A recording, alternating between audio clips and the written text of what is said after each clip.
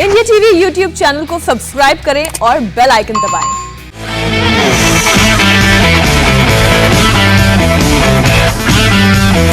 नमस्कार, आज की बात में आपका स्वागत है। आज प्रधानमंत्री मोदी ने नए कश्मीर का रोड मैप तैयार कर दिया।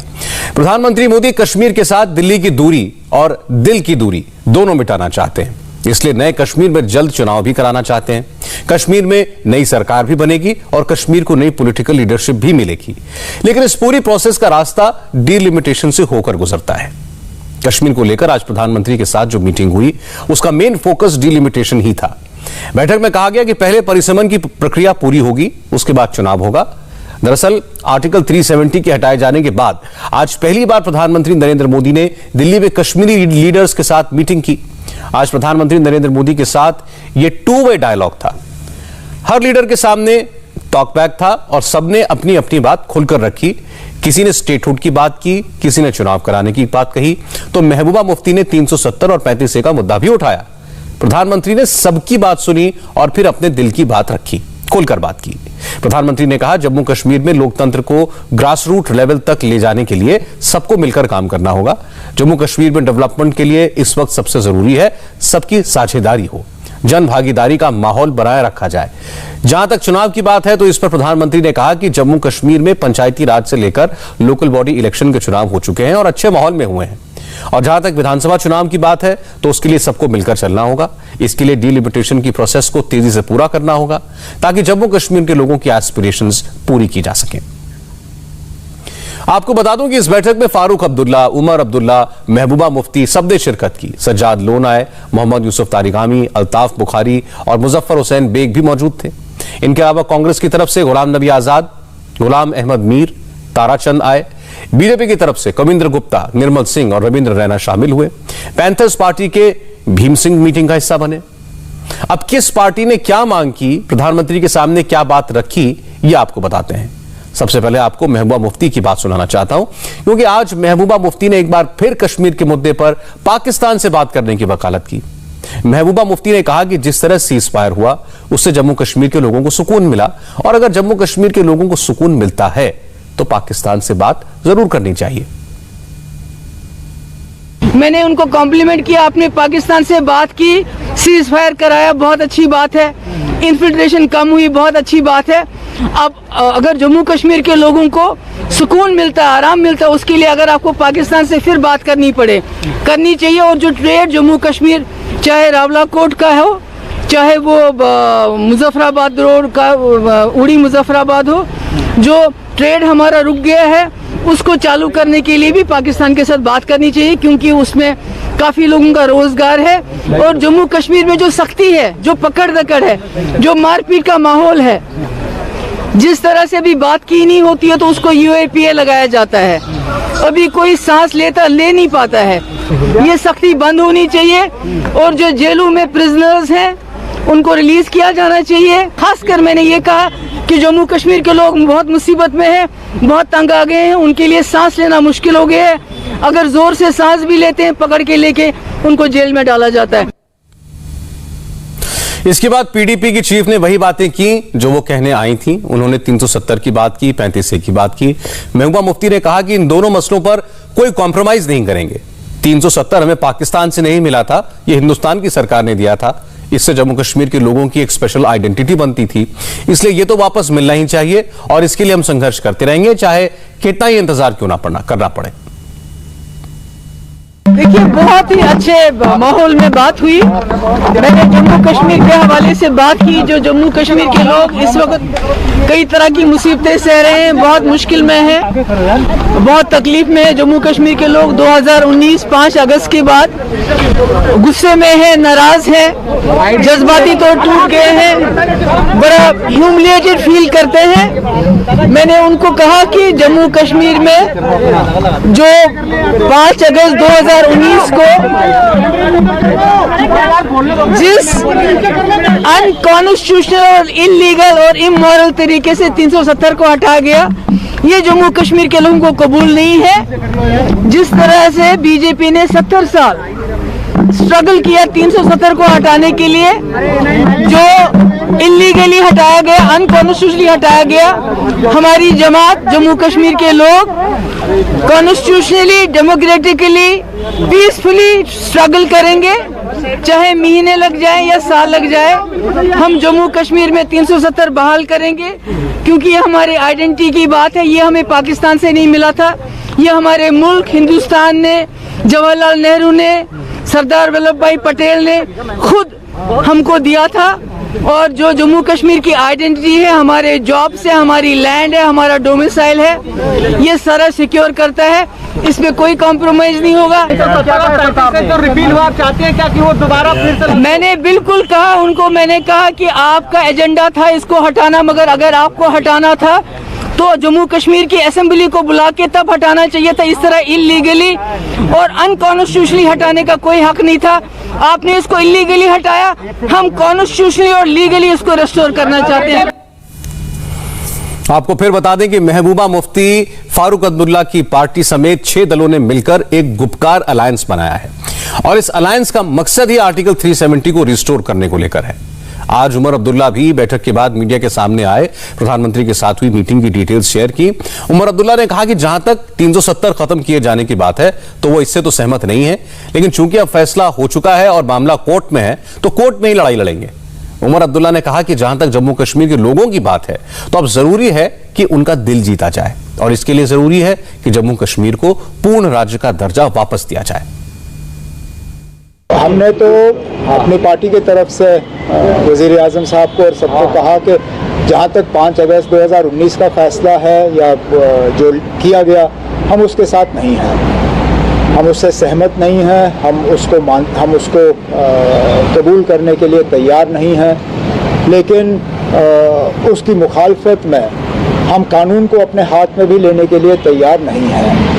हम आइन या इस मुल्क के संविधान की तरफ से जो हमें इजाज़त दी जाती है अदालत का इस्तेमाल करने की, हम अदालत का इस्तेमाल करके अदालत में जाके अपना पक्ष वहाँ पे रख के इस फैसले के खिलाफ जो है अपनी लड़ाई लड़ेंगे और उम्मीद करेंगे कि हमें अदालत से जो है इंसाफ हासिल होगा। लेकिन उसके साथ साथ वज़ीर आज़म साहब को ये भी हमने समझाया कि एक विश्वास टूट चुका है जम्मू कश्मीर और केंद्र के दरमियान। उस विश्वास को दोबारा कायम करना वो मरकज़ की जो हुकूमत है, सबसे पहले तो उनकी ज़िम्मेदारी है और उसके लिए जो कदम वज़ीर आज़म साहब उचित समझें, सही समझें, उनको वो कदम उठाने चाहिए।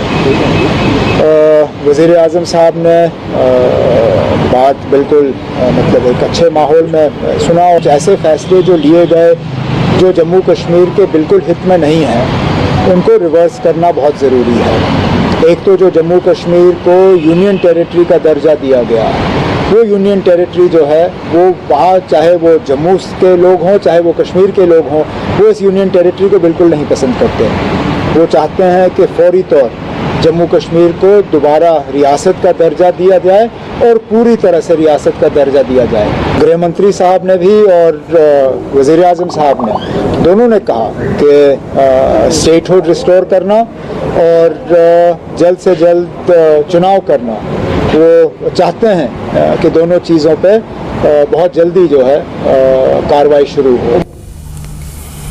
जहां तक पाकिस्तान से बातचीत का सवाल है तो इस पर मीटिंग से पहले फारूक अब्दुल्ला ने कहा था कि जो बात महबूबा मुफ्ती ने कही है उस पर वो कमेंट नहीं करेंगे, लेकिन उमर अब्दुल्ला ने साफ कहा कि भारत सरकार तो पाकिस्तान से बात कर रही है, अभी तो बैक चैनल के जरिए बातचीत हो रही है, इस बातचीत को जारी रखना चाहिए। खबरों के मुताबिक ये लगता है कि कहीं ना कहीं पाकिस्तान से बातचीत हो रही है, बेशक खुलेआम नहीं, बंद कमरे में तो कम से कम हम बात कर ही रहे हैं और इस चीज़ को मतलब डिनाई भी नहीं किया गया है। अभी अभी हमारे नेशनल सिक्योरिटी एडवाइज़र साहब SCO की मीटिंग से वापस आए हैं, जहाँ पे फिर अखबारों के ज़रिए तो कम से कम और कहीं नहीं तो अखबारों के ज़रिए ये पढ़ने को मिला है कि शायद वहाँ पे पाकिस्तान के उनके जो काउंटर पार्ट हैं उनसे बात हुई है। तो अगर इस तरह का एक सिलसिला चल रहा है, हम इसको वेलकम करते हैं। अच्छी बात ये होगी कि अगर दोनों मुल्क मिलके बातचीत के लिए एक माहौल बनाएं। मैं कभी ये नहीं कहूँगा कि बातचीत के लिए माहौल बनाने की जिम्मेदारी सिर्फ भारत सरकार की है। बातचीत के लिए एक माहौल बनाने की जिम्मेदारी पाकिस्तान पे ज़्यादा बनती है, क्योंकि हमने बार बार कहा है कि आतंकवाद के रहते रहते बातचीत करना मुश्किल है। लेकिन हम ये भी नहीं भूल सकते कि अटल बिहारी वाजपेयी साहब जैसे शख्स ने कहा था कि दोस्त बदलाए जा सकते हैं, पड़ोसी बदलाए नहीं जा सकते। हमारे दोस्त बीच बीच में बदल जाते हैं, लेकिन पाकिस्तान हमारा हमसाया है, पड़ोसी है और रहेगा। कहीं ना कहीं हमें ऐसे बैक चैनल्स का इस्तेमाल करके जो आजकल तनाव का थोड़ा सा माहौल है, उस माहौल को दुरुस्त करना होगा।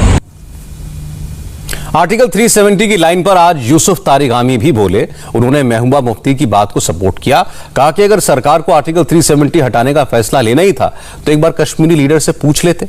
जिस तरह डिसीजन लिया वो सही नहीं था।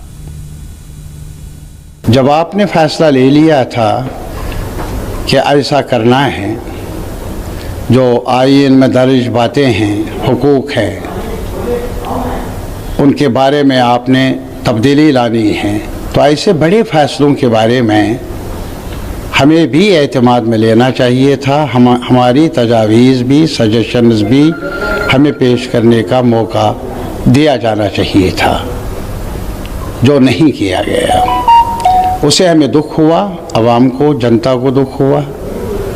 और फिर आपने यकायक एक पुरानी स्टेट को यूनियन टेरिटरी में बदल दिया, एक पुरानी स्टेट को जिसका एक स्पेशल दर्जा भी रहा उसको 2 हिस्सों में तकसीम किया, और वो वहाँ के नेताओं को, वहाँ के पब्लिक को, वहाँ के सिविल सोसाइटी को एतमाद में नहीं लिया, उनकी बात नहीं सुनी, उन्हें मौका नहीं दिया अपनी तजावीज़ सामने रखने का। और इस वजह से हम समझते हैं कि ये आईन से बाहर है, हमारे विधान से बाहर है, और जो हमारा स्पिरिट है डेमोक्रेसी का, ये उसकी नेगेशन है। ऐसा नहीं होना चाहिए था। हम भी मुल्क के साथ मिलकर आगे बढ़ना चाहते हैं। जहां तक आर्टिकल 370 की बात है तो इस पर कुछ कश्मीरी नेताओं की राय अलग भी थी। महबूबा मुफ्ती ने 370 पर बात की तो मुजफ्फर बेग ने उन्हें टोका। पीपल्स कॉन्फ्रेंस के नेता मुजफ्फर बेग ने कहा कि फिलहाल तो यह मामला सुप्रीम कोर्ट में है और अब सुप्रीम कोर्ट में इस मामले पर फाइनल, सुप्रीम कोर्ट ही इस मामले पर फाइनल अथॉरिटी है। All the people were on the same page, belonging to different parties. They were on the same page that we have to address the problems faced by the people of Jammu and Kashmir. There were demands for the restoration of the state. So far as Article 370 was concerned, I said the matter is pending in the Supreme Court and let Supreme Court decide it. That was the point. मतलब आप ये चाहते हैं sir, आप ये चाहते हैं कि 370 का पैकेज है पर सुप्रीम कोर्ट डिसीजन ले। Decision ले। मतलब आप लोगों का कोई डिसीजन नहीं, आप चाहते हैं कि रिपील हो।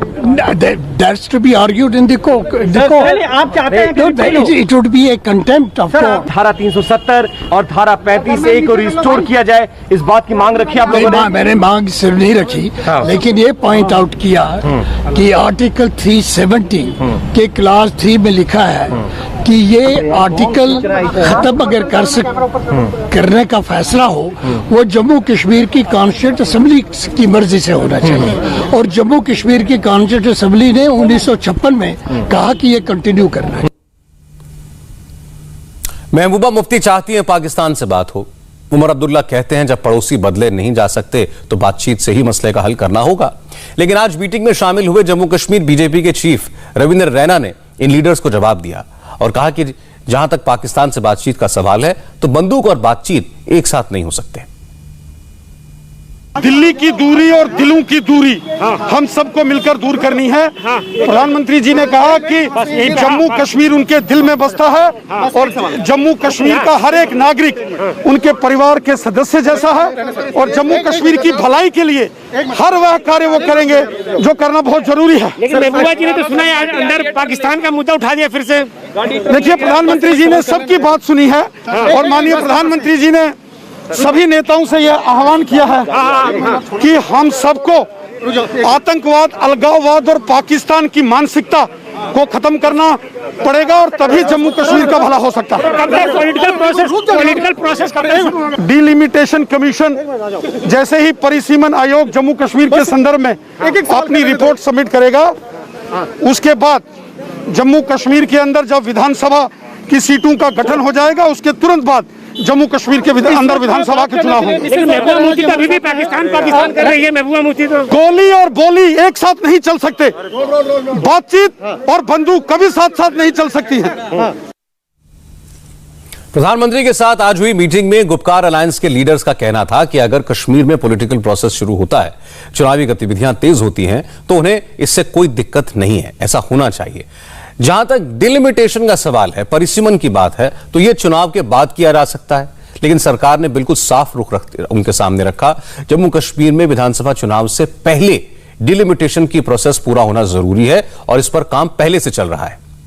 दरअसल परिसीमन यानी कि डिलिमिटेशन का मतलब है किसी राज्य या यूनियन टेरिटरी में विधानसभा और लोकसभा चुनाव के लिए निर्वाचन क्षेत्र को तय करना।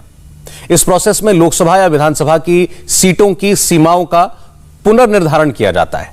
वक्त के साथ जनसंख्या में बदलाव के बाद सबको समान प्रतिनिधित्व मिले, इसके लिए परिसीमन किया जाता है, कहीं कोई इंबैलेंस ना रह जाए। अनुसूचित वर्गों के लिए रिजर्व सीटों का निर्धारण भी डिलिमिटेशन से ही होता है। जम्मू कश्मीर की बात है तो यहां डिलिमिटेशन का प्रोसेस पिछले साल से जारी है। असेंबली इलेक्शन के लिए परिसीमन की जरूरत थी और यह काम इस साल मार्च तक हो जाना चाहिए था, लेकिन अब डिलिमिटेशन कमीशन को 1 साल का एक्सटेंशन मिला है। आयोग ने इस साल 18 फरवरी को आखिरी बैठक की थी और मीटिंग में कमीशन के 5 एसोसिएट मेंबर्स में से केवल जितेंद्र सिंह और जुगल किशोर सिंह मौजूद रहे थे, जबकि नेशनल कॉन्फ्रेंस के तीनों सांसद फारूक अब्दुल्ला, मोहम्मद अकबर लोन और हसनैन मसूदी आए ही नहीं। सरकार का मानना है कि डिलिमिटेशन के जरिए जम्मू कश्मीर में पॉपुलेशन के हिसाब से सीटों को बैलेंस मिलेगा, इसलिए जम्मू कश्मीर असेंबली के लिए सीटों को अब 114 किया जाना है। इनमें से 24 सीटें पाकिस्तान अधिकृत कश्मीर की मानी जाती हैं। जिस तरीके से हटाया गया, दुख तो हुआ, उसकी शिकायत तो जरूर की लोगों ने, लेकिन जो सुप्रीम कोर्ट में उसका तो सुप्रीम कोर्ट ही फैसला करेगी। प्रधानमंत्री ने कहा he wanted to hear the people, the representatives, जो लोगों के नुमाइंदे हैं। उन्होंने कहा मैंने बहुत जल्दी इसको किया होता, लेकिन चूंकि कोविड था, कोविड करके नहीं कर सके पहले। और उन्होंने कहा जूं ये डिलिमिटेशन की प्रोसेस में सब लोग पार्टिसिपेट करिए, उसके बाद दूसरा फेज होगा इलेक्शन का और हम लोकतंत्र बहाल करना चाहते हैं वहाँ। वही तो हिंदुस्तान की डेमोक्रेसी की ब्यूटी है। और आश्वासन यही दिया गया है कि this is the road map towards going towards the election. Delimitation complete हो जाए, इलेक्शन हो जाए, और कहा स्टेटहुड वी आर कमिटेड, वो भी बहाल करेंगे, टाइम आने पे वो भी बहाल करेंगे। इलेक्शंस के लिए नहीं, अभी कोई टाइम लिमिट नहीं फिक्स किया गया। It is dependent on the delimitation, जितना जल्दी डिलिमिटेशन हो जाए। सरहद पार की बात कर रहे थे उन्होंने। आज तो हमें नहीं लगा किसी ने सरहद पार की बात की। आज तो बातें सब मुल्क की हुई, मुल्क के दायरे में हुई, कॉन्स्टिट्यूशन के दायरे में हुई, और खुशी की बात है कि हर एक ने अपना दर्द सुनाया। और प्रधानमंत्री, he is the prime minister of this country and a fatherly figure also, he heard all of us. और जिसको आपको लगता है दर्द की दबाव शुरू हो जाएगी? इंशाल्लाह लगता तो है, ऐसा ही होना चाहिए। अल्ताफ बुखारी की बात को मुजफ्फर बेग ने सपोर्ट किया। उन्होंने कहा कि आज प्रधानमंत्री के साथ बहुत अच्छे माहौल में बात हुई और चुनाव का रास्ता तो डिलिमिटेशन से होकर ही निकलेगा। स्टेटहुड के बारे में सब लोगों ने डिमांड की, जो जिन लोगों ने बोला स्टेटहुड के बारे में ऑलमोस्ट यूनानिमिटी थी, लेकिन प्राइम मिनिस्टर का रिस्पांस था कि पहले डिलिमिटेशन होना चाहिए, फिर आपने जो दूसरे इशू रेज किए हैं वो कंसीडर करेंगे।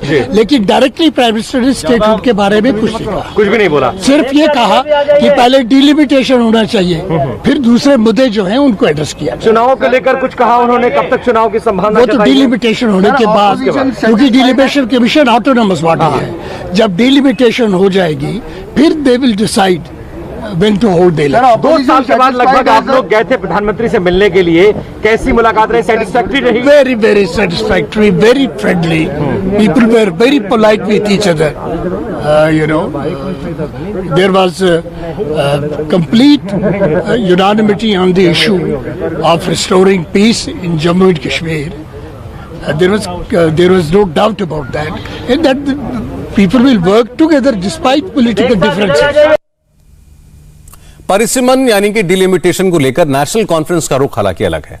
उमर अब्दुल्ला ने कहा कि उन्होंने प्रधानमंत्री के साथ मीटिंग में पार्टी का स्टैंड क्लियर कर दिया है। नेशनल कॉन्फ्रेंस परिसीमन के खिलाफ है। उमर अब्दुल्ला ने यह भी बताया कि पार्टी का यह स्टैंड क्यों है।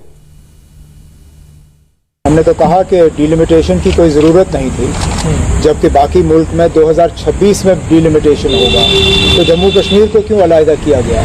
और यहाँ तक कि अजीब बात यह है कि जब जम्मू कश्मीर के लिए डिलिमिटेशन का ऐलान हुआ तो उसके साथ साथ आसाम के लिए भी हुआ था, लेकिन आसाम के डिलिमिटेशन का सिलसिला रोक दिया गया और उनके फिर चुनाव किए।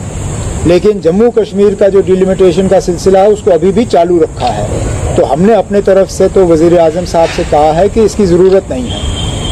अगर जम्मू कश्मीर, अगर वाकई 5 अगस्त का फैसला, जो 5 अगस्त को जो पार्लियामेंट में हुआ, उसका मकसद ये था कि जम्मू कश्मीर को पूरी तरह से हिंदुस्तान के साथ मिला दिया जाए, तो फिर ये जो हमें अलहदा करके हमारा डिलिमिटेशन हो रहा है, तो फिर ये तो 5 अगस्त को डिफीट करता है। जम्मू कश्मीर के पूर्व डिप्टी सीएम और बीजेपी नेता निर्मल सिंह ने कहा कि मीटिंग में सभी नेताओं ने ये सहमति के साथ बात की कि जम्मू कश्मीर में जल्द से जल्द चुनाव हो और सरकार बने। देखिए, लगभग सभी पॉलिटिकल पार्टीज में यह कंसेंसस था कि जम्मू कश्मीर में शांति होनी चाहिए और वहां लोकतांत्रिक व्यवस्था जो है सरकार बननी चाहिए, डिलिमिटेशन हो और वो ठीक हो और उसके बाद वह लोकतांत्रिक सरकार बने। इस पर लगभग सभी का जो है कंसेंसस था। प्रधानमंत्री जी ने सभी से अपील की कि वहां शांति जम्मू कश्मीर में तभी आ सकती है जब हम सभी मिलके उसके ऊपर काम करें, और लोगों का सभी का लगभग सहयोग की इस प्रकार की मंशा हमें दिखी है और वो सहयोग करेंगे, इस प्रकार की बात है। प्रधानमंत्री जी ने कहा कि एक भी जान जाती है तो मुझे बहुत कष्ट होता है, और हम जैसे अटल जी ने इंसानियत के आधार के ऊपर जिस तरीके से जम्मू कश्मीर को आगे ले जाने की बात कही थी, हम उसी लाइन पर जो है जम्मू कश्मीर को आगे ले जाना चाहते हैं। तो इसके लिए आप सभी के सहयोग की जरूरत है। बारी बारी से सुना गया, प्रधानमंत्री जी ने सुना, सभी ने अपनी बात रखी, हर प्रकार की बात वहां पर हुई, और बात का जो पूरा कुल मिला के दायरा था कि जम्मू कश्मीर में शांति व्यवस्था, वहां पर डेवलपमेंट हो, लोगों की पार्टिसिपेशन बने जो है इस लोकतांत्रिक व्यवस्था में, इस पर बात हुई है। हाँ, डिलिमिटेशन होगा और डिलिमिटेशन के बाद यह है कि प्रक्रिया आगे बढ़ेगी।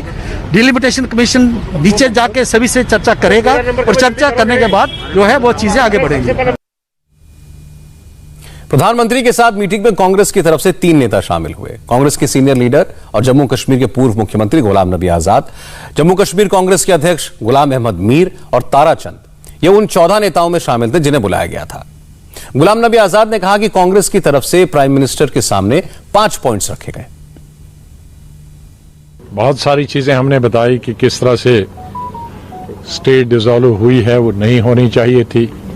इलेक्टेड रिप्रेजेंटेटिव्स थे, उनसे पूछे बगैर किया गया, लेकिन अंत में वो तमाम चीजों के कहने के बाद हमने 5 बड़ी मांगे सरकार के सामने रखी। एक बड़ी मांग थी कि स्टेटहुड जल्दी देना चाहिए। हम लोगों ने ये बताया कि भाई सदन के अंदर गृह मंत्री जी ने भी और प्राइम मिनिस्टर ने भी ये आश्वासन दिलाया था हमको कि हम स्टेटहुड बहाल करेंगे एक समय पे। तो हम लोगों ने कहा कि अब समय तो आ गया है, सब इलेक्शंस वगैरह हो गए और अभी शांति भी है, सीज फायर भी है। हम लोगों ने ये भी मांग की कि आप कहते हैं कि लोकतंत्र को मजबूत करना है, अब आपने पंचायत के इलेक्शन किए, जिला परिषद के इलेक्शन किए, तो ऐसा कैसे हो सकता है कि विधानसभा न हो। तो इसलिए विधानसभा का इलेक्शन भी तुरंत करना चाहिए, डेमोक्रेसी को बहाल करना चाहिए। तीसरी चीज हमने बताई कि बहुत बड़े जमाने से हमारे डोमिसाइल, हिस्टोरिकली डोमिसाइल रूल्स थे। केंद्रीय सरकार को ये गारंटी देनी चाहिए कि वो भी जब बिल लाएगी तो उसके साथ हमारे ज़मीन की गारंटी, और जो लोकल मुलाजिम हैं, IAS IPS और वो तो आते रहेंगे, वो तो हर स्टेट में है, वहाँ भी आते रहेंगे। लेकिन जो एम्प्लॉयमेंट की अभी तक हमारे साथ एक सुविधा थी, वो सुविधा की गारंटी देनी चाहिए। फिर हमने कहा कश्मीरी पंडित जो हैं पिछले 30 साल से वो बाहर हैं, बहुत सारे, जम्मू में भी हैं, कश्मीर में भी हैं कुछ, लेकिन अधिकतर बहुत बड़ी संख्या जो है वो बाहर है। ये हमारी मौलिक ड्यूटी है कि वो कश्मीर के पंडितों को वापस लाएं। गृह मंत्री प्रधानमंत्री से पहले बोले और उन्होंने कहा कि जो हम वचनबद्ध हैं स्टेट देने के लिए, लेकिन पहले डिलिमिटेशन हो, इलेक्शन भी हो जाएंगे, इलेक्शन भी का हम वचनबद्ध हैं और स्टेटहुड देने के भी वचनबद्ध हैं। अब हम संतुष्ट उस दिन हो जाएंगे जिस दिन इलेक्शन में हो जाएगा और स्टेटहुड दी जाएगी। और सब ने ये एक मांग की, हम लोगों ने भी मांग की है कि फुल फ्लैज स्टेटहुड की बात हम करते हैं। प्रधानमंत्री के साथ कश्मीरी नेताओं की यह मुलाकात करीब 3.5 घंटे चली। हर नेता ने अपनी बात रखी और जैसा मैंने कहा, आज प्रधानमंत्री ने हर लीडर की बात आराम से सुनी। कश्मीर को लेकर उनके मन में जो भी सवाल रहे होंगे, जो भी आशंकाएं थी, उन्हें सुना और आखिर में प्रधानमंत्री ने अपने दिल की बात कही। मीटिंग के आखिरी 10 मिनट प्रधानमंत्री ने ही बात की। उन्होंने कहा कि जहां तक कश्मीर की बात है तो इसके डेवलपमेंट के लिए सबको मिलकर काम करना होगा, सबको एक साथ सेम पेज पर आकर कहना होगा, काम करना होगा। कश्मीर में ऐसा माहौल बनना चाहिए जिससे गांव के कोने कोने में बसे लोगों का विकास हो, वो डेवलपमेंट से अछूते ना रहें।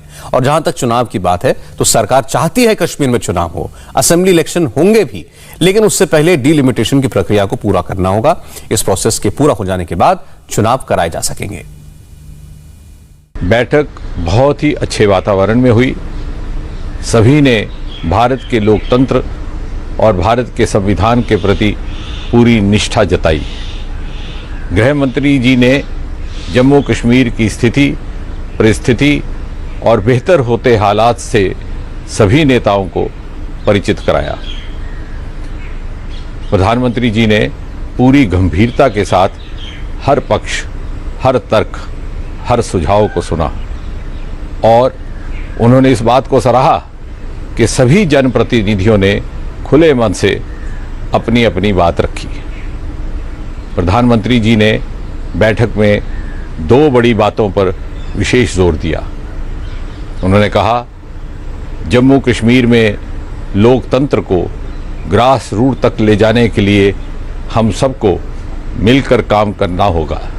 दूसरा, जम्मू कश्मीर में ऑलराउंड विकास हो, हर इलाके, हर समुदाय तक विकास पहुंचे, इसके लिए साझेदारी हो और जन भागीदारी का एक माहौल बनाया रखा जाए, ये ज़रूरी है। प्रधानमंत्री जी ने कहा कि जम्मू कश्मीर में लोकतांत्रिक प्रक्रिया से जुड़े अगले महत्वपूर्ण कदम यानी विधानसभा चुनाव की तरफ हमें मिलकर जाना है। इसके लिए डीलिमिटेशन की प्रक्रिया को तेज़ी से पूरा करना होगा ताकि हर क्षेत्र, हर वर्ग को पर्याप्त राजनीतिक प्रतिनिधित्व विधानसभा में प्राप्त हो सके। प्रधानमंत्री मोदी ने मीटिंग में कहा कि वो दिल की दूरी और दिल्ली की दूरी दोनों खत्म करना चाहते हैं। उमर अब्दुल्ला ने कहा कि एक मुलाकात से दिल और दिल्ली की दूरी कम नहीं होगी, लेकिन शुरुआत अच्छी हुई है। एक मुलाकात से ना दिल की दूर होगी, ना दिल्ली की दूरी होगी, कम होगी, लेकिन मुलाकात का अगर सिलसिला बना रहे और अगर जैसे फारूक साहब ने मीटिंग में कहा, जो एक मिसट्रस्ट का माहौल बना हुआ है, जो विश्वासघात हुआ है, जो विश्वास की अब कमी रही है, उसको अगर दुरुस्त किया जाएगा तो मुझे लगता है जो वज़ीर आज़म साहब ने कमिट किया है कि दिल की दूरी और दिल्ली की दूरी दोनों वो दूर करना चाहेंगे, तो उसमें शायद कुछ हद तक वो सफलता प्राप्त करेंगे। लेकिन हम में से कोई शायद ये उम्मीद करें कि एक ही मीटिंग में ये सारा कुछ मुमकिन होगा, ये शायद हमारे तरफ से कोई एक गलतफहमी होगी। उमर अब्दुल्ला की बात आपने सुनी। उन्होंने कहा कि कश्मीर के साथ दिल और दिल्ली की दूरी एक मीटिंग में खत्म नहीं होगी। बात कुछ हद तक ठीक है। सिर्फ एक मीटिंग से कश्मीर के लीडर्स, वहां की आवाम और दिल्ली के बीच भरोसा कायम हो जाए, ऐसा मुमकिन तो नहीं है, और वो भी तब जबकि आर्टिकल 370 खत्म किया गया है। लेकिन कम से कम शुरुआत तो हुई। रिश्तों में जब बर्फ जमी थी वो पिघलनी तो शुरू हुई। आज की मीटिंग में कश्मीर के सभी लीडर्स ने खुलकर बात की, अपने मन की बात की। मोदी और गृहमंत्री अमित शाह ने सबकी बातों को गौर से सुना और दोनों पक्षों ने कहा कि वो भी कश्मीर में विकास चाहते हैं, आतंकवाद का खात्मा चाहते हैं, कश्मीर में स्टेटहुड को रिस्टोर करना चाहते हैं, चुनाव चाहते हैं। इन मुद्दों पर कश्मीर और दिल्ली के नेताओं की राय एक है और उम्मीद की जानी चाहिए कि बाकी मुद्दों पर भी धीरे धीरे एक राय बनेगी। कश्मीर के अलावा एक और बड़ा मुद्दा जिसकी आज खूब चर्चा हुई वो है वैक्सीन। कोरोना वैक्सीन को लेकर आज जमकर सियासत हुई। आज विपक्ष के 3 बड़े लीडर्स ने वैक्सीन के बहाने मोदी सरकार पर हमले बोले। कांग्रेस अध्यक्ष सोनिया गांधी, पश्चिम बंगाल की मुख्यमंत्री ममता बनर्जी और महाराष्ट्र के सीएम उद्धव ठाकरे ने वैक्सीन को लेकर मोदी सरकार को कटघरे में खड़ा करने की कोशिश की। सोनिया गांधी ने आज पार्टी महासचिवों और प्रदेश प्रभारियों के साथ वर्चुअल मीटिंग की। मीटिंग में सोनिया गांधी ने वैक्सीन की धीमी रफ्तार को इशू बनाया। सोनिया गांधी ने कहा कि जल्द से जल्द लोगों को वैक्सीन लगनी चाहिए। उन्होंने कहा कि साल के आखिर तक देश के 75% लोगों का टीकाकरण हो जाना चाहिए। सोनिया गांधी ने वैक्सीन की बर्बादी पर चिंता जताई, कहा कि टीके की बर्बादी को कम करना होगा। इसी के साथ सोनिया गांधी ने लोगों से अपील की कि वैक्सीन को लेकर झिझक ना पालें। वैक्सीन को लेकर सियासी हमले पश्चिम बंगाल की मुख्यमंत्री ममता बनर्जी ने भी किए। ममता बनर्जी ने भारत बायोटेक की कोवैक्सीन को लेकर प्रधानमंत्री मोदी को एक चिट्ठी लिखी। इस चिट्ठी में ममता बनर्जी ने कोवैक्सीन की मान्यता पर बात की।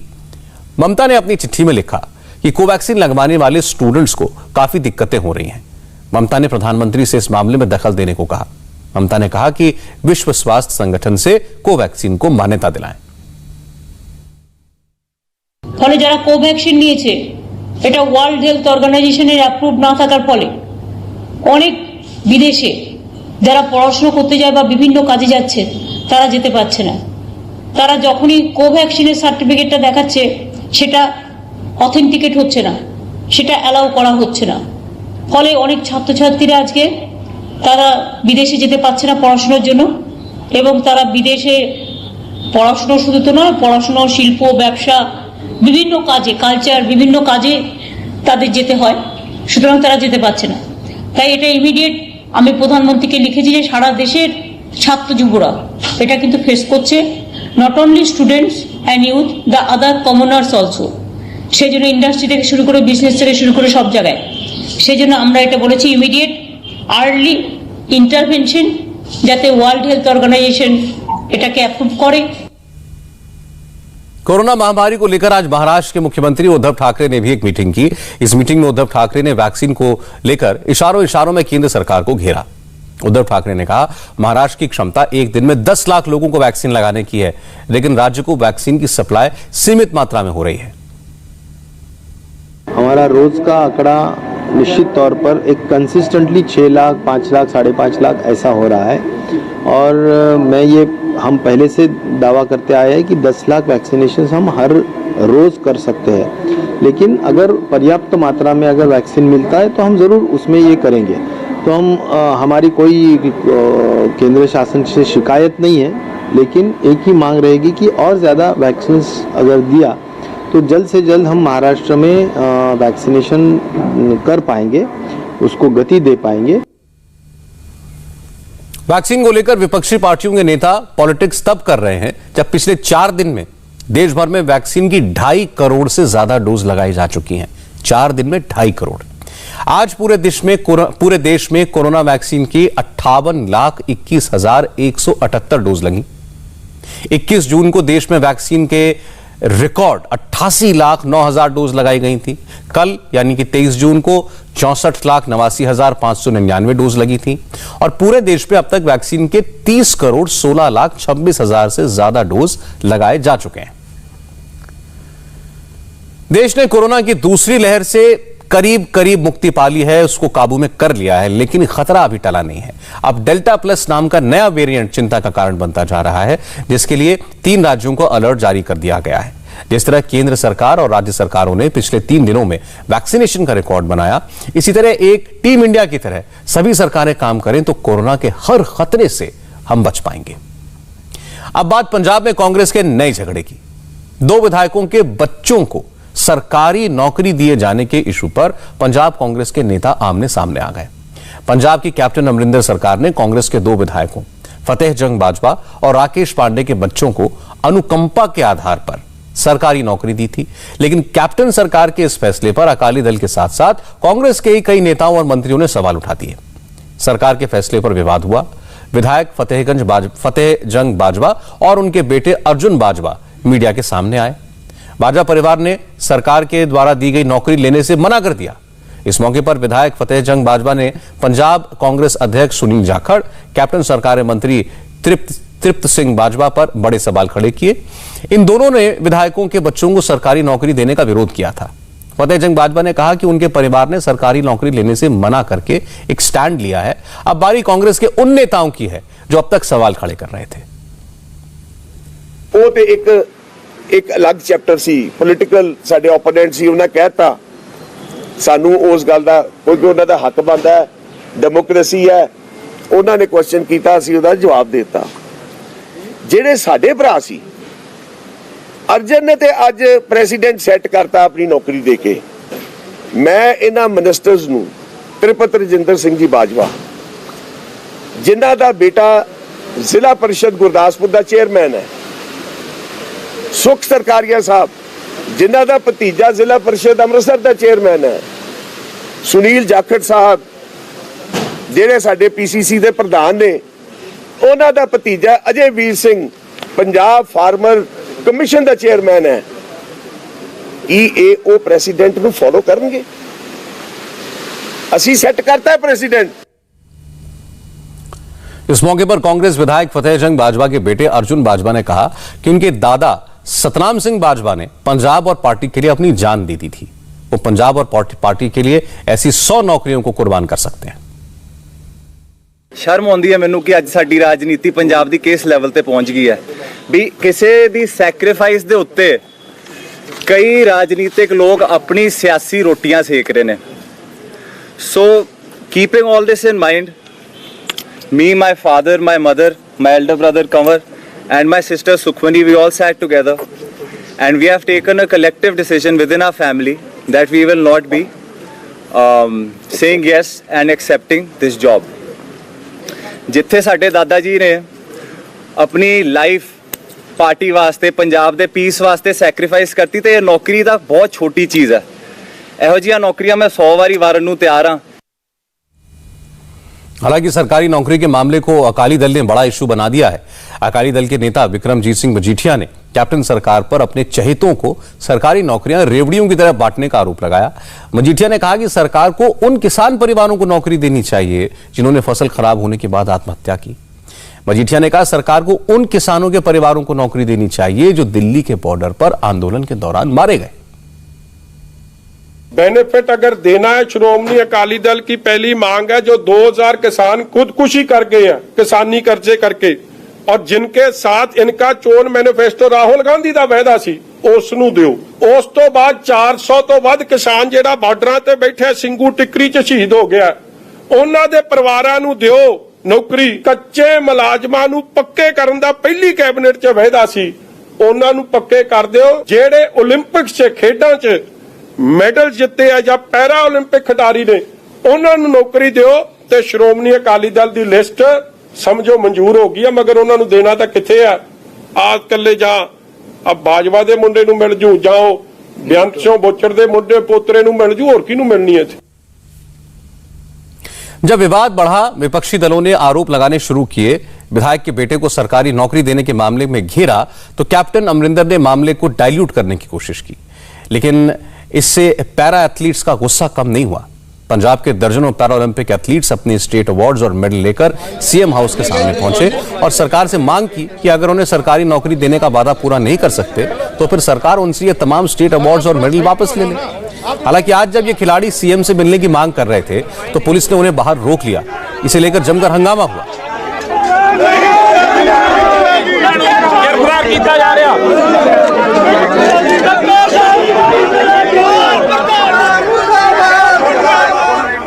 हालांकि बाद में कैप्टन अमरिंदर ने पैरा एथलीट से फोन पर बात की, वीडियो कॉल किया और उन्हें नौकरी का भरोसा दिलाया।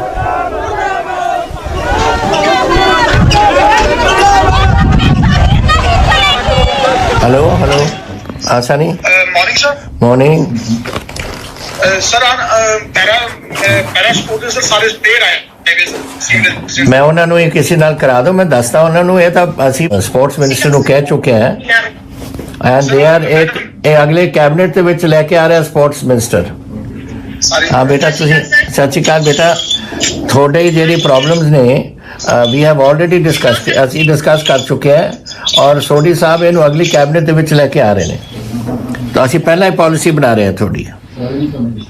ਸੋ ਫਿਕਰ ਨਾ ਕਰੋ, ਸਾਡੀ ਸਿੰਪਥੀ ਟੋਟਲੀ ਤੁਹਾਡੇ ਨਾਲ ਹੈ, तो ਅਸੀਂ ਇਹ ਵਾਰੀ ਨਾ ਕਰੋ। ਆਮ ਸੌਰੀ ਤੁਹਾਡੇ ਨਾਲ ਅੱਜ ਇਹ ਪੁਲਿਸ ਵਾਲਿਆਂ ਨੇ ਕੋਈ ਗੜਬੜ ਕੀਤੀ ਹੈ, ਮੈਂ ਉਹਨਾਂ ਦਾ ਦੇਖਾਂਗਾ, ਬਟ ਤੁਸੀਂ ਯੂ ਡੋਂਟ ਵਰੀ, ਜਿੱਥੇ ਤਾਈਂ ਤੁਹਾਡੀ ਪਾਲਿਸੀ ਹੈ ਸਾਡਾ ਫਰਜ਼ ਬਣਦਾ ਹੈ and we will do it.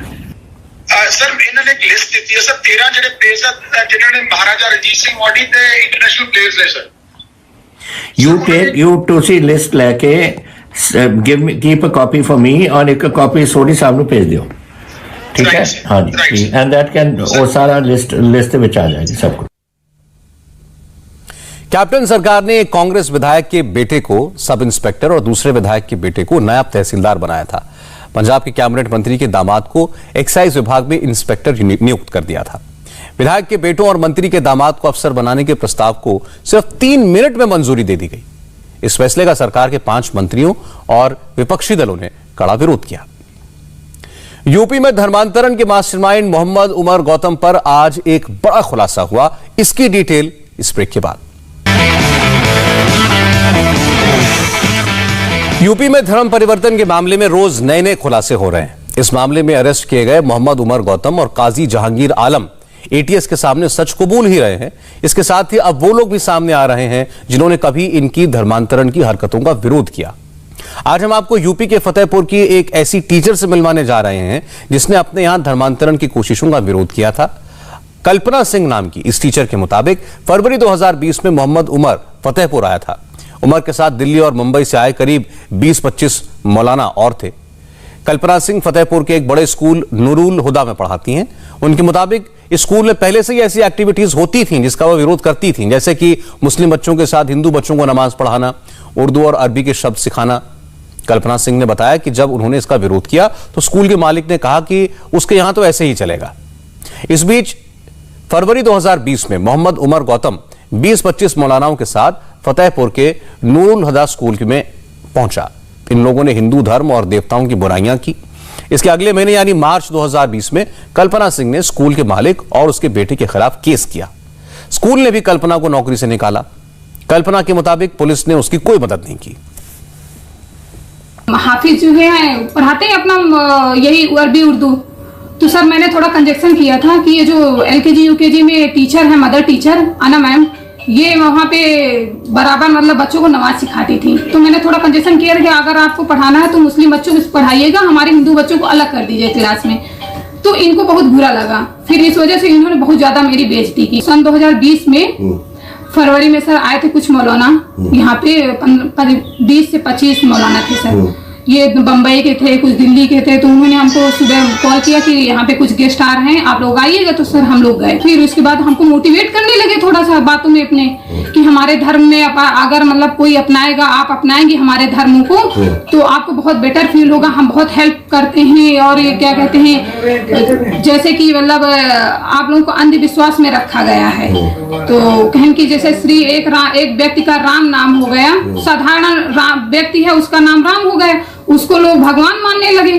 क्यों मानने लगे? वन भटकने वाला आदमी वो भगवान कैसे हो सकता है? उन्होंने हमारे प्रभु राम की बहुत ही इंसल्ट की, वहां पे बहुत बेइज्जती की, वो अपमान किया। तो वो मेरे दिल में चल रहा था। इस बीच मोहम्मद उमर और काजी जहांगीर से एटीएस की पूछताछ में जो भी खुलासे हो रहे हैं उनके सबूत जुटाने के लिए यूपी पुलिस राज्य के अलग अलग जिलों और दूसरे राज्यों में जा रही है। यूपी की ADG law and order Prashant Kumar के मुताबिक ये नेटवर्क बड़ा है, जांच करने में टाइम लगेगा, लेकिन अभी किसी भी एंगल को रूल आउट नहीं किया जा सकता। यूपी एटीएस ने आज एक हेल्पलाइन नंबर भी जारी किया है जहां कोई भी शख्स मोहम्मद उमर गौतम और काजी जहांगीर आलम और धर्मांतरण से जुड़ी जानकारी दे सकता है, और अगर जानकारी देने वाला चाहेगा तो उसकी पहचान गुप्त रखी जाएगी। धर्मांतरण के मुद्दे पे जो 2 व्यक्ति एसटीएफ के द्वारा गिरफ्तार किए गए थे, उनसे रिमांड पर लेके लगातार पूछताछ चल रही है। और साक्ष्य संकलन के लिए हमारी टीमें कुछ जनपदों में और अन्य प्रदेशों में भी गई हुई हैं। जातीय न्याय से संबंध की बात सर कितनी सत्य है? मैंने आपको बताया कि हम सभी चीजें समय आने पे बताएंगे। सर टेरर प्लेन को क्या रूल आउट कर रहे हैं आप लोग कि नहीं? हम लोग किसी भी चीजों को रूल आउट नहीं कर रहे हैं और किसी चीज के बारे में अभी स्पष्ट मत नहीं बना रहे हैं। हम ओपन माइंड से कर रहे हैं और सभी एंगल इनमें खंगालेंगे, क्योंकि ये संवेदनशील मामला है और एटीएस ने बहुत मेहनत से इस चीजों का खुलासा किया। धर्मांतरण का रैकेट चलाने वालों के जाकिर नायक से भी कनेक्शन की बात सामने आ रही है। चूंकि मामला अभी अंडर इन्वेस्टिगेशन है, इसलिए जाकिर नायक से रिश्तों पर एडीजी तो खुलकर नहीं बोले, लेकिन योगी सरकार में मंत्री मोहसिन रजा ने कहा कि गिरफ्तार किए गए लोगों का जाकिर नायक से भी कनेक्शन था और जाकिर नायक को कांग्रेस के नेता सपोर्ट करते थे, इसलिए धर्मांतरण की गतिविधियां चलती रहीं। लेकिन योगी सरकार में ऐसा नहीं होगा। तो ये तो कांग्रेस और उनके समर्थित दलों का पाला हुआ कहीं ना कहीं प्यादा था और इसी को पाल पोस कर उन्होंने बड़ा किया था और उससे निकले हुए ये रूट हैं जो आज धर्म परिवर्तन की बातें आ रही हैं, धर्मांतरण कराते हुए लोग मिल रहे हैं, ये इनके कनेक्शन सीधे उसी से जुड़ते हैं। क्योंकि उसके इस प्रोग्रामों में जहां पर वो धर्मांतरण कराता था, वहां ये सारे कांग्रेस के नेता जाते थे, उसका मन साझा करते थे, उसको महिमा मंडित करते थे। कितनी पिक्चरें दिखाएं, आपके पास तमाम विजुअल भी होंगे। तो ये तो सवाल कांग्रेस से पूछिए। और कनेक्शन क्यों नहीं था?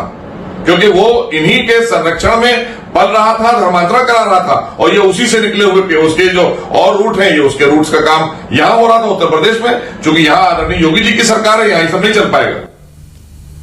यह अच्छी बात है कि यूपी एटीएस इस पूरे रैकेट की जांच प्रोफेशनल तरीके से कर रही है। आज जिस तरह एटीएस ने हेल्पलाइन नंबर जारी किया है, उससे भी यह पता चलता है कि एटीएस को भी इस नेटवर्क के तार दूर दूर तक फैले होने का अंदाजा है। इसलिए अब लोगों से भी मदद मांगी गई है। धर्मांतरण रैकेट चलाने वाले लोगों के खिलाफ सबूत जुटाना, इस नेटवर्क का पूरी तरह भंडाफोड़ करना मुश्किल काम है। ऊपर से मुद्दा काफी सेंसिटिव भी है। ऐसे में उम्मीद की जानी चाहिए कि नेता इस पर राजनीतिक बयानबाजी करने की बजाय पुलिस को अपना काम करने दें। लेकिन यूपी में 8 महीने बाद चुनाव है और लगता है कि पॉलिटिकल लीडर्स इस मुद्दे को अपने अपने हिसाब से भुनाने की कोशिश करेंगे। हमें एक ब्रेक के लिए रुकना पड़ेगा और ब्रेक के बाद आपको हम दिखाएंगे स्मार्टफोन मार्केट में क्रांति लाने के लिए मुकेश अंबानी ने आज क्या ऐलान किया। जियो नेटवर्क के सहारे सस्ते मोबाइल डेटा की शुरुआत करने वाले मुकेश अंबानी अब स्मार्टफोन मार्केट में क्रांति लाना चाहते हैं। आज रिलायंस इंडस्ट्रीज के 44th एनुअल जनरल मीटिंग में मुकेश अंबानी ने कहा कि वो भारत को 2G मुक्त और 5G युक्त बनाना चाहते हैं। मुकेश अंबानी ने कहा कि गूगल और जियो टीम ने मिलकर एक ऐसा स्मार्टफोन बनाया है जो मार्केट में क्रांति लाएगा। जियो फोन नेक्स्ट नाम का ये फोन हाईली एडवांस फीचर्स के साथ लैस होने के साथ साथ किफायती भी है। यह फोन गणेश चतुर्थी यानी कि 10 सितंबर से मार्केट में उपलब्ध होगा। मुकेश अंबानी के मुताबिक भारत में अब भी करोड़ों लोगों के पास आउटडेटेड 2G फोन है और रिलायंस चाहती है कि सबके पास 5G वाला स्मार्टफोन हो। Today I am pleased to announce that Google and Jio teams have jointly developed a truly breakthrough smartphone that we are calling JioPhone Next. JioPhone Next is a fully featured smartphone supporting the entire suite of applications from both Google and Jio, and as well as the Android Play Store, through which users will have access to the entire universe of Android apps. JioPhone Next is powered by an extremely optimized version of the Android operating system that has been jointly developed by Jio and Google specially for the Indian market. While being ultra affordable, JioPhone Next is packed with cutting-edge features like voice assistant, automatic read aloud of screen text, language translation, smart camera with augmented reality filters and much more. और अब वक्त है special report का। दिल्ली में कश्मीर पर all party meeting के बाद पाकिस्तान में मातम क्यों पसरा है? नमस्ते, मैं हूं मीनाक्षी जोशी। वीडियो और खबरों से अपडेट रहने के लिए India TV YouTube channel subscribe करें, बेल आइकन दबाना ना भूलें। जुड़े रहें इंडिया टीवी के साथ।